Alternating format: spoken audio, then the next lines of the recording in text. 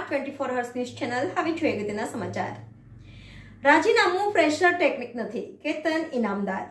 પદના કાર્યકર્તાઓ અને જૂના કાર્યકર્તાઓને ધ્યાનમાં રાખવામાં કંઈક ને કંઈક જગ્યાએ કચાશ લાગતી હતી. કેતન ઇનામદાર.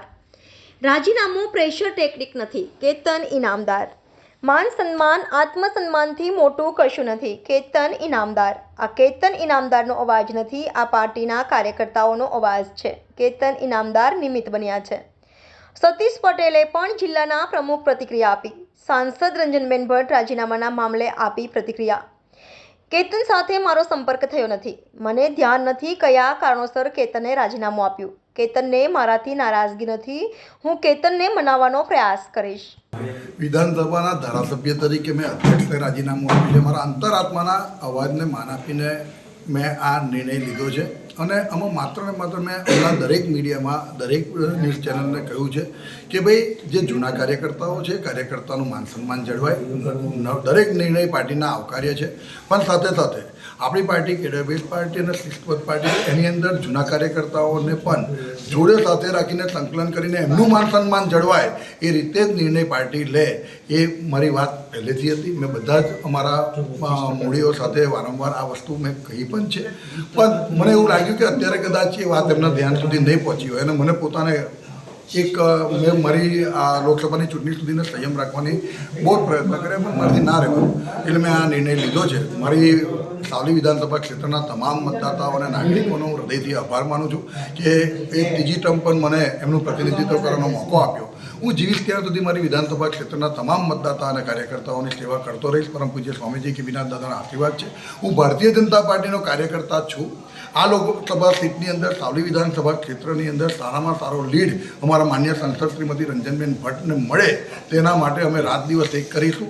પણ અને આદરણીય વડાપ્રધાન નરેન્દ્રભાઈ મોદી સાહેબ જે ત્રીજી વખત આપણા દેશના વડાપ્રધાન થવા જઈ રહ્યા, ત્યારે હૃદયથી શુભેચ્છા આપું છું. અને ગુજરાત અને દેશ હંમેશા નરેન્દ્રભાઈની સાથે છે, અમે પણ એમની સાથે છે.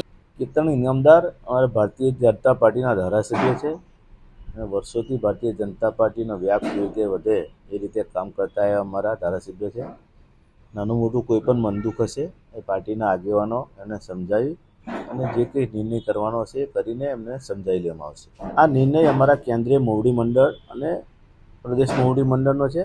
એમાં વડોદરા જિલ્લાના ભારતીય જનતા પાર્ટીમાં પ્રમુખ તરીકે મારાથી કહેવું એ બહુ મોટી વસ્તુ કહેવાય, કારણ કે આ નિર્ણય જ્યારે ઉપરથી થતો હોય ત્યારે અમારે એને ફોલોઅપ કરતા હોય. આમ તો આજે મારી તબિયત સારી નથી, તમને જોઈ રહ્યા છો, હજુ નહાયો પણ નથી. અને ગઈકાલ રાતના મને ડાયરિયા થવાના કારણે હું હજુ બહાર ગયો નથી, પરંતુ મેં મારા પ્રભારી શ્રી આદરણીય રાજેશભાઈ પાઠકને ત્યાં મોકલ્યા છે અને કદાચ આજે તે જઈને એમને મનાવી લેશે. આપ મીડિયાના માધ્યમથી મને જાણકારી મળી છે કે કેતનભાઈએ રાજીનામું મૂક્યું છે.